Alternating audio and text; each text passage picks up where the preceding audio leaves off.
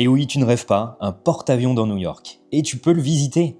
L'USS Intrépide a participé à la Seconde Guerre mondiale sur le front du Pacifique et à la guerre du Vietnam. Il a ensuite été transformé en musée aéronautique et spatial dans les années 80. Tu pourras retrouver sur le pont principal des avions mythiques comme le F-14 et le A-12, le petit frère du SR-71 Blackbird. Et sur le quai, tu pourras apercevoir un Concorde de la British Airways. Depuis le pont d'envol, tu pourras accéder à l'îlot dans lequel se déroulait la navigation. Pendant la visite, des vétérans sont présents pour nous partager leurs histoires et répondre à nos questions. C'est hyper intéressant. À l'arrière du pont se trouve la navette spatiale Enterprise.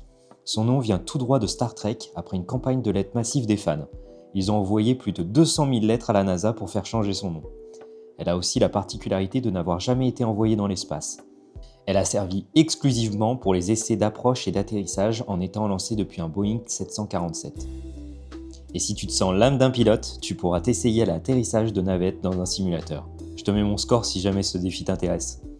Enfin, on a terminé notre visite en s'aventurant dans l'USS Growler, un sous-marin au diesel qui fut l'une des premières tentatives des États-Unis à fabriquer un lanceur d'engins nucléaires.